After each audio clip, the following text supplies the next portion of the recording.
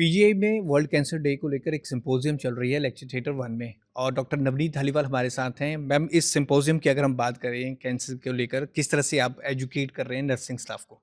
जी ऐसा है मैं हॉस्पिटल एडमिनिस्ट्रेशन की तरफ से हूँ और हम वर्ल्ड कैंसर डे पे हमारे जो नर्सिंग प्रोफेशनल्स हैं उनको एम्पावर कर रहे हैं। पीजीआई में एक कंटिन्यूस नर्सिंग एजुकेशन सेल है जो लगातार उनकी एजुकेशन के लिए नर्सिंग प्रोफेशनल्स की एजुकेशन के लिए प्रोग्राम कराता रहता है। तो इस बार हमने मिलके डॉक्टर पंकज मल्होत्रा से उनके सहयोग के साथ ये प्रोग्राम ऑर्गेनाइज़ किया है under the guidance of medical superintendent professor Vipin कौशल।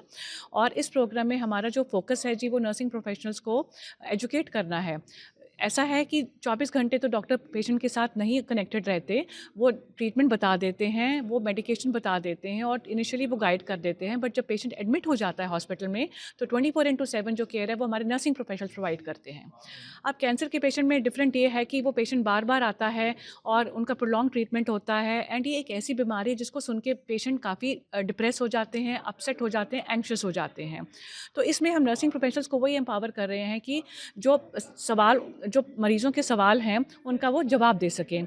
हमने बात करी है, हमने चर्चा करी है कि प्रिवेंशन कैसे हो सकती है, रिस्क फैक्टर्स क्या हैं। तो अगर पेशेंट के साथ उनके अटेंडेंट्स होते हैं, वो पूछते हैं कि जी इस बीमारी से आगे कैसे बचा जा सकता है, तो हम वो भी उनको समझा रहे हैं कि अगर आपको जवाब देने हैं, तो आप किस तरह से उनको बता सकते हैं कि रिस्क फैक्टर्स में आगे आप कैसे प्रिवेंट करना है।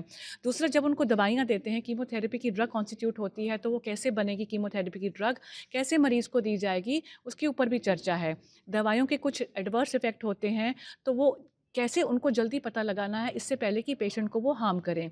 सब दवाइयाँ देनी हैं, बट कई दवाइयों के कुछ एडवर्स इफ़ेक्ट होते हैं जो पहले ही पकड़ में आ जाएँ तो उससे मरीज़ को हानि नहीं पहुँचती। तो उसके ऊपर भी हम इसमें चर्चा कर रहे हैं। मैम, एक मिथ भी कॉमन होता है, किसी की फैमिली में कैंसर हो जाए तो हाँ। मिथ बहुत होती हैं। इन मिथ पे भी बात की जा रही है, कौन-कौन सी वो मिथ होती हैं जो बिल्कुल, कॉमन? बिल्कुल। मिथ पे भी बात हो रही है जी। मिथ ये है कि ये माना जाता है कि अगर एक मरीज़ को घर में एक फैमिली मेंबर को हो गया तो बाकियों को भी हो सकता है।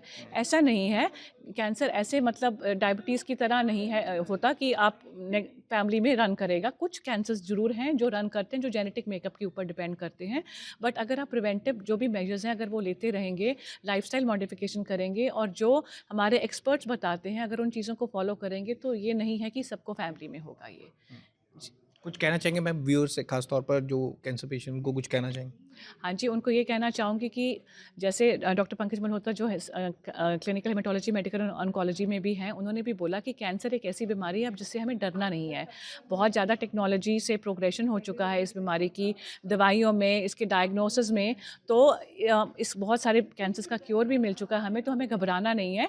प्रिवेंटिव स्क्रीनिंग करानी बहुत ज़रूरी है। जो मेरा मैसेज है व्यूअर्स से, अपनी preventive screening time to time कराते रहें।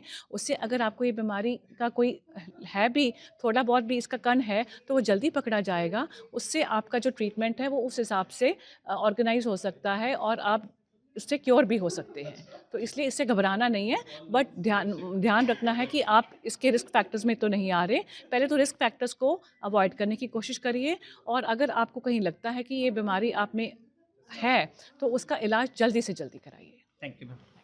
तो डॉक्टर नवनीत धालीवाला हैं जिन्होंने बताया कि नर्सिंग स्टाफ को एजुकेट किया जा रहा है और खास तौर पर उन्होंने मिथ के बारे में बताया कि लोगों को काफ़ी मिथ होती हैं इस बारे में, कैंसर ऐसे नहीं फैलता और टाइम टू टाइम अब अगर स्क्रीनिंग कराई जाए तो इस बीमारी से बचा भी जा सकता है। द इंटरव्यू के लिए भगवत सिंह की रिपोर्ट।